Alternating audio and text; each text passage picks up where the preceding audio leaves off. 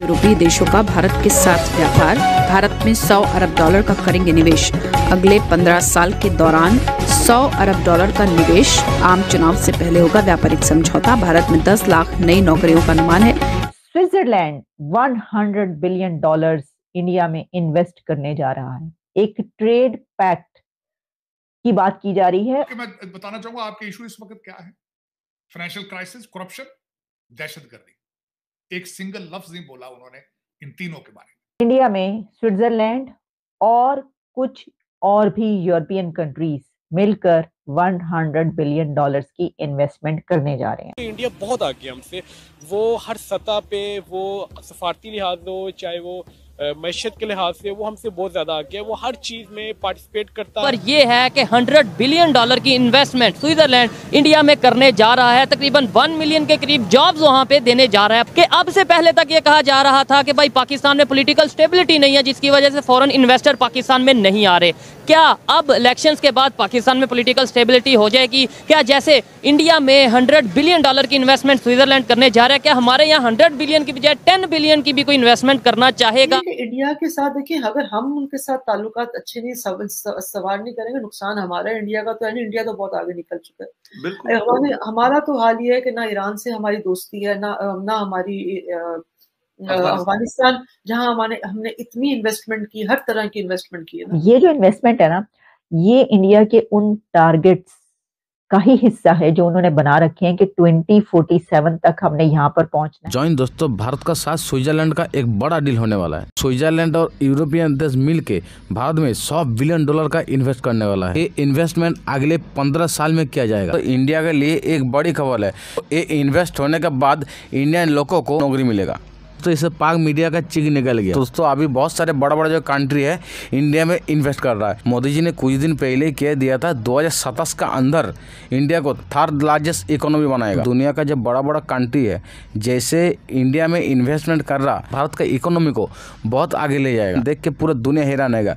सबसे पहले तो पाकिस्तान का जैसे हालात है, IMF का तरफ से कुछ दिन पहले बोल दिया था जो 3 साल का अंदर 75 बिलियन डॉलर पाकिस्तान को चाहिए, नहीं तो पाकिस्तान बर्बाद हो जाएगा। ये पाकिस्तान में जो भी बड़ा बड़ा विदेशी कंपनी था सारा बंद करके निकल गया। पाकिस्तान का महंगाई चलते पूरा पाकिस्तान सड़क में आ गया। सबसे पहले तो POK के बालूचिस्तान के लोग, क्योंकि पूरा पाकिस्तान को पाकिस्तान गवर्नमेंट जिस तरीके से फैसिलिटी दे रहा, बालूचिस्तान और POK के ऐसे फैसिलिटी नहीं दे रहा, इसीलिए बालूचिस्तान और POK के लोग सड़क में आ गया पाकिस्तान का गवर्नमेंट का खिलाफ। चलिए वीडियो आगे देखते हैं पाक मीडिया का क्या रिएक्शन। यूरोपीय देशों का एक छोटा समूह भारत में 100 अरब डॉलर का निवेश करेंगे। इस रकम से भारत में 10 लाख नई नौकरियां पैदा होने का अनुमान है। यूरोपीय फ्री ट्रेड एसोसिएशन यानी कि EFTA में नॉर्वे, आयरलैंड, लिechtenstein और स्विट्जरलैंड जैसे देश शामिल। दूसरे नंबर पे भी खबर ये है 100 बिलियन डॉलर की इन्वेस्टमेंट जा रही है इंडिया में स्विट्जरलैंड की तरफ से।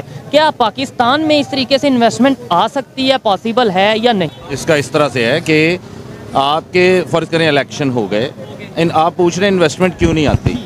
जब आपकी प्रोडक्शन इस कदर महंगी हो जाएगी, आपके बिजली इस कदर एक्सपेंसिव है, आपके पास एक्सपीरियंस लेबर फोर्स नहीं है, आपका जो मुल्क के अंदर लोग हैं वो इन्वेस्ट करने को तैयार नहीं है, तो बाहर से कैसे कोई आएगा?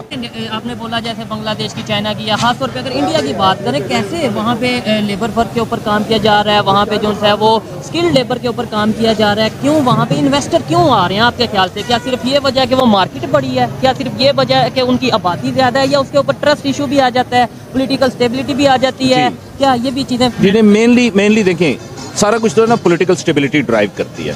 फिर उसके बाद आपकी कितनी पॉलिसीज अच्छी हैं वो आपको ड्राइव करते हैं कि आपकी पॉलिसीज ऐसी हैं कि वो उस तरह। इंडिया ने सॉफ्टवेयर इंडस्ट्री के ऊपर फोकस किया, बांग्लादेश ने रेडीमेड गारमेंट्स के ऊपर फोकस किया।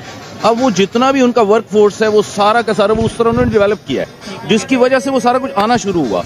जब वो आपके पास बहुत ज्यादा आपको पता चले, किसके ऊपर वर्क किया? हमने अपने आप को तबाह करने के ऊपर फोकस किया। सर, आपसे मजीद भी बात करूंगा। आप इस हवाले से क्या कहना चाहेंगे? जो सर ने गुफ्तगू की, आप क्या उससे एग्री करते हैं? और सेकेंडली मैंने उनसे एक सवाल किया, क्या वजह है नेबर कंट्री में क्यों इन्वेस्टमेंट जा रही है? क्या सिर्फ ये वजह है कि उनकी मार्केट बड़ी है, उनकी आबादी ज्यादा है, तो इसलिए फॉरेन इन्वेस्टर वहाँ पे आ रहे हैं? या वहाँ पे कोई ट्रस्ट उनके ऊपर किया जा रहा है, या पोलिटिकल स्टेबिलिटी है, वहाँ की गवर्नमेंट स्टेबल है, इस वजह से वहाँ पे इन्वेस्टर आ रहे हैं? देखें, इनमें जो एहसन भाई ने दो बातें की हैं, और पहले दो पॉइंट्स जो उन्होंने किए हैं, पॉलिटिकल स्टेबिलिटी, इस पर भी मैं एग्री करता हूँ, वर्क फोर्स स्किल, इस पर भी एग्री करता हूँ, लेकिन मैं कुछ इसमें एडिशन करना चाहता हूँ।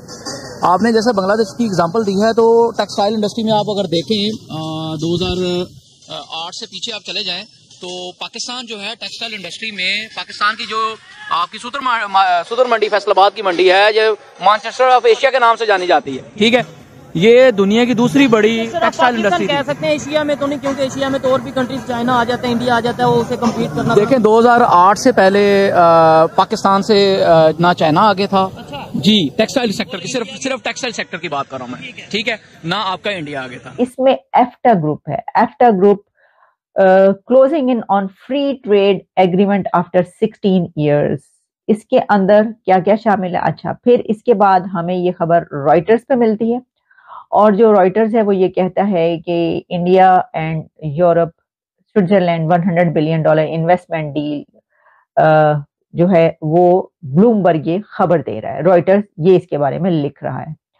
और फिर जब हम देखते हैं कि इंडिया के न्यूज में इसके बारे में क्या रिपोर्ट है, तो कुछ डिटेल्स हमें पता चलती हैं, और वो डिटेल्स जो हैं वो ये हैं कि इंडिया के में ये जो है, ये जो एफ्टा कंट्रीज हैं उनकी तरफ से इंडिया में ये इन्वेस्टमेंट की जाएगी। अच्छा, अब एफ्टा कंट्रीज कौन सी हैं? जैसा कि मैंने आपको बताया, कुछ यूरोपियन कंट्रीज हैं जिसमें स्विट्जरलैंड है, नॉर्वे है, और इसके अलावा आइसलैंड और कुछ और कंट्रीज हैं जो इसमें शामिल हैं।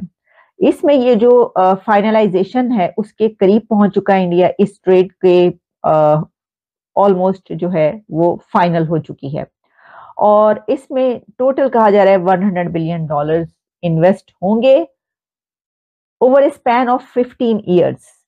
15 साल में ये इन्वेस्ट किए जाएंगे, और इसमें the European Free Trade association कहा जाता है, एफ्टा ये लफ्ज। तो इसका मतलब है कि the European Free Trade Association जो है वो Norway, Iceland, Switzerland has reportedly made commitments as part of this trade pact जो है उसमें, अकॉर्डिंग टू सोर्सेज जो कि इस बारे में रॉयटर्स और ब्लूमबर्ग बता रहे हैं।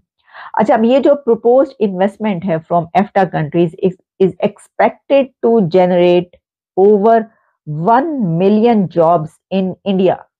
ये कंट्रीज क्यों कर रहे हैं ट्रेड? आपको पता है इंडिया के साथ ये कंट्रीज इसलिए कर रहे हैं ये वाली $100 बिलियन कि ठीक है हम इतनी इन्वेस्टमेंट करेंगे, क्योंकि वो कह रहे हैं कि हमें आपकी मार्केट से फायदा उठाना है, हमें आपके साथ फ्री ट्रेड एग्रीमेंट चाहिए, हम आपके साथ ट्रेड एग्रीमेंट्स करना चाहते हैं इंडिया वालों, इसलिए हम वहां पर $100 बिलियन भी इन्वेस्टमेंट करने के लिए तैयार हैं, लेकिन तुम हमारे लिए रास्ते खोल दो,